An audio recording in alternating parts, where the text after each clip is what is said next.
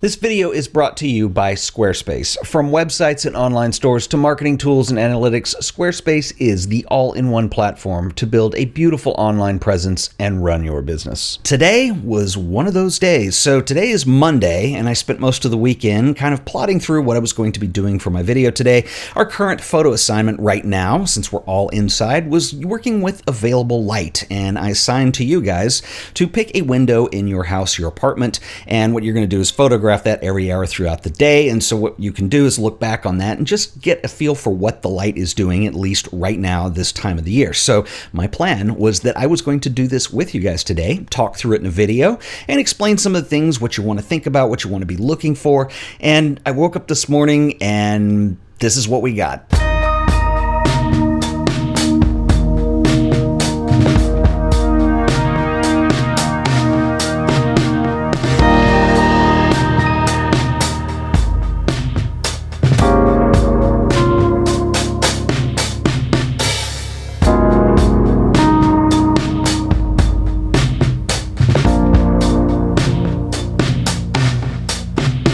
Completely overcast. I looked at Weather Underground. It was not going to clear up today. So it is what it is.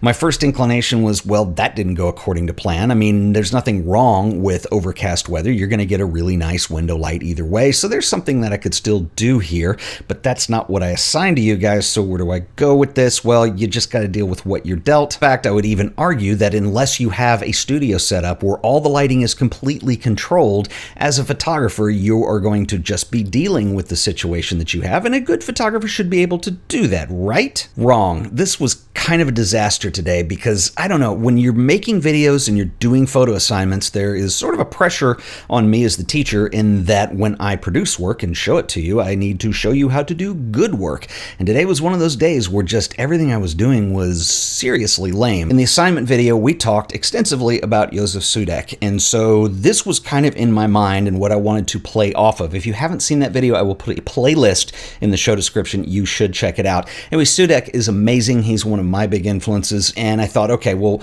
what does he do when it's overcast? Surely there's something in here. Of course there is. So overcast with condensation on the windows, kind of a cool abstract approach. Overcast in the rain, could have been shot through a window. But these were the images that I was talking about in that last video where you're able to play with light, you're able to play with contrast, you're able to play with reflection and objects.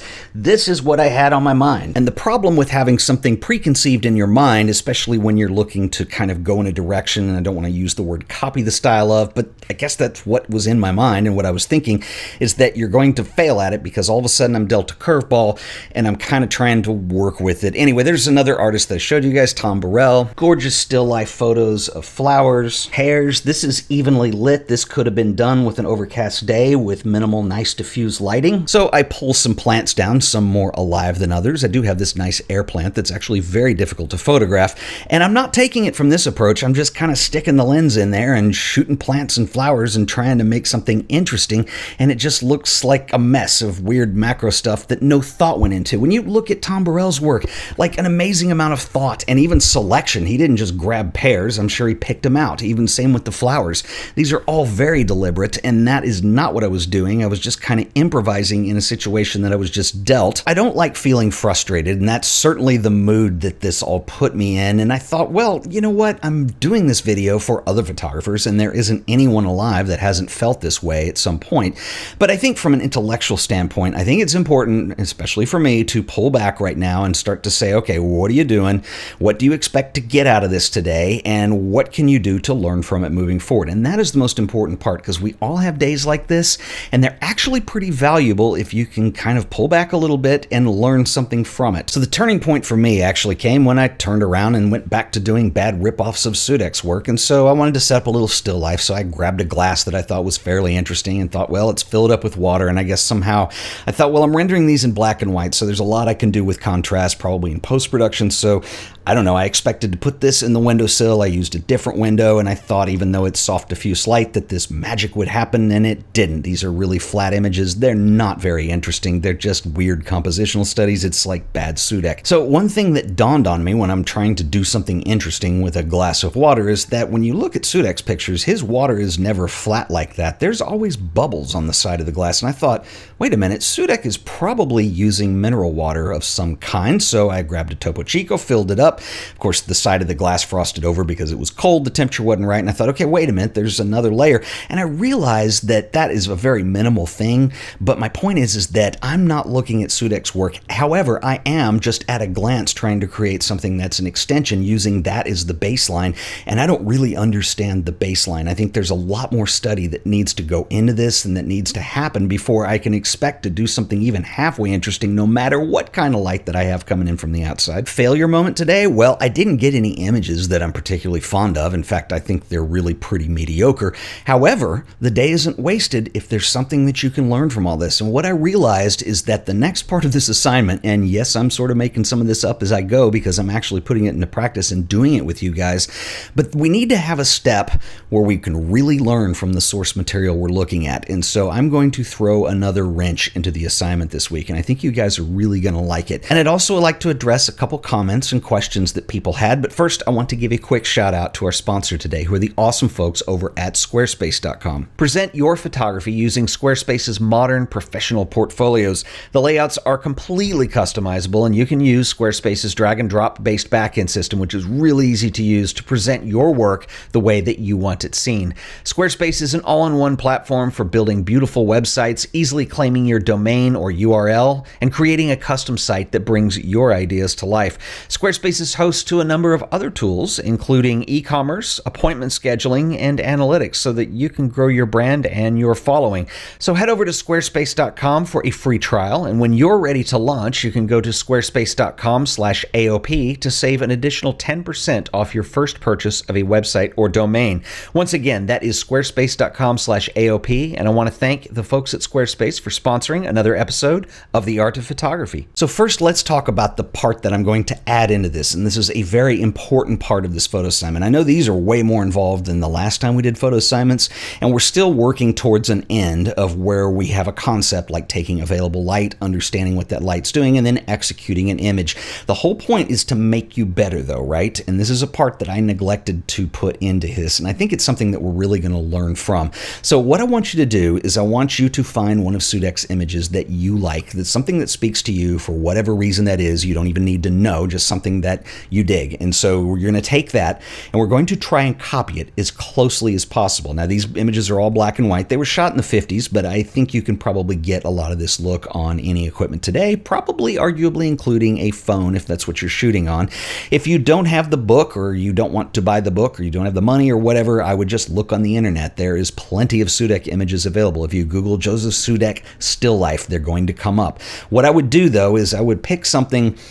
There's a wide range of images that he's done. Some of them involve the outdoors and the indoors, and obviously unless you're in that location, it's going to be hard to get that exactly right. So what I would do is pick something that has still life objects that are fairly readily available. So things like the bread, the glasses, the eggs, the flowers, so on and so forth. I would pick something that you know you can do, and we're really going to nail this in and see if we can copy it exactly. Now, I'm not asking you to copy because I want you to clone a style. Well, I do right now, but it's bigger than that. One thing that I say a lot, and well, by a lot, I've been saying this for 12 years of making these videos, but I think one thing that's kind of key to understanding art and understanding what your voice is and who you are and what you're going to say is understanding what's come before you, understanding what's been done, what's not been done. Where is your place in this whole line? And so I think an exercise like this, which I haven't done in a long time, of actually trying to copy something. The point is we're not trying to copy it and then pass it off or even post it on social media. I want you to copy it because I want you to learn from it, and I want you to look for all these little details. I'm going to do this with you. So like things like I mentioned earlier, seeing the bubbles in the water, and all of a sudden, well, wait a minute, that's a detail that, yeah, I saw it there, but I didn't even think about it. I just assumed that my water would do that too. Well, it didn't. So we're going to have to dig a little bit deep here, and there's a baseline that we're going to be able to establish understanding these things that's going to give us more power moving forward when all of a sudden we're trying to add our own voice into this. Get what I'm saying? So that is the first part. So those of you who have left me comments saying, well, wait a minute, it's overcast weather here. Well, I got a taste of that today too, so I know exactly where you're coming from. I still want you to be able to understand what light is doing, and if you live in a part of the world where it's just going to be cloudy for the next month and that's all there is to it, then that's what you're dealing with. I wouldn't go to the trouble to photograph what the light is doing every hour of the day coming through a window. I've also seen people leave comments saying that they've started to do this and it really doesn't change dramatically hour by hour. That's fine. Now you know that. This is what I want you to do. This is an exercise of discovery is what it is. We're not really making art yet. We're just discovering what things are doing. I would also, because people have asked, do you want to capture it from different angles? Do you want to get in close with objects? I would do a mix of things. I would have a camera that's just shooting the window and the environment so you know what it's doing overall. And maybe you go in once an hour or once every 2 hours with a second camera or pull that one off the tripod and just try some things with still life and contrast and see what shadows do and see what it is there that you could possibly work with or things that you don't want to work with. Because once we get an idea in mind and we're trying to build off of that baseline, understanding what light is going to do is going to save you a lot of time. You're not going to just go set up and say, why isn't this working? You're going to say, well, I want to do something dramatic with shadows, so I need to do it at this time of day. Or I want to do something that is more diffuse, so I can't do it in midday. I need to wait till the evening hours when the sun's starting to go down. Anyway, so on and so forth. So I know this is a lot. Somebody also, actually not somebody, several people asked, do I just do one exposure? No, expose for the scene. You don't want to come back with blown out images and you can't tell what's going on. You know that it's bright. So you're going to adjust your exposure as you go. You're going to look at the differences in what that light is doing because it will do different things. You want it exposed correctly in order to do that. So I hope that helps. Another thing that is particularly important, especially for those of you that are using a smartphone to do these assignments, is being able to understand how to control your exposure. And typically this is easily done by using something called exposure compensation. So for instance, if you're on an iPhone, there is no manual mode of getting an image. So you're going to have to use something like exposure compensation. So on the iPhone, it's pretty easy. If you just tap in the picture for a selective focus point, it's going to have this little thing on the side, a little slider, and you simply tap and slide that up or down depending on whether you want a brighter exposure or a darker exposure. This is something that is very handy because what will happen, especially on a phone, is that the phone is just analyzing the scene, right? And so it's looking for the darkest areas of the picture and the brightest areas of the picture, and it's doing some fancy algorithm work to average those together. And what it's going to do is just present what it thinks is going to be the best exposure, and it's not always correct. I've noticed in particular when I had that air plant that I was shooting that it has a little bit of a sheen to it and it tends to blow out and overexpose. It's just something that happens. So being able to compensate for that is really important. If you're not using an iPhone, if you're using Android, all the phones are going to be slightly different, but you need to figure out how it's going to work with yours. Most phones will work in the same way. When you touch a selection point in the picture, it will give you a little slider, and so you can slide that up and down. Some of them give you stop readings of how much it's exposing or under or over. It just depends on the phone that you're using. So for instance, on a Google Pixel 3, which is a little bit older, it's pretty straightforward in how it does this. However, the new Samsung S20 Ultra is a little strange in how it does it. So what it does in this case is you tap once and it becomes a focus tracking and gives you a little box for that. If you tap and hold, that's when you're going to get your exposure compensation. So you need to understand how to do that. I'm constantly doing that, particularly on Samsung phones. I think that Samsung will give you a really good picture in the end. However, it does tend to overexpose things. A second thing I would do if you were on an Android device is turn off any HDR components or any scene optimization that might be in there. So go into your camera settings and turn all that off. You don't want it. And just to show you the difference, window light can be really cool when you're trying to create a moody portrait. So I did this with the rear-facing camera, just in selfie mode here. What the camera wants to do on its own is kind of do this HDR thing that doesn't do skin tones right, and it's just kind of weird looking.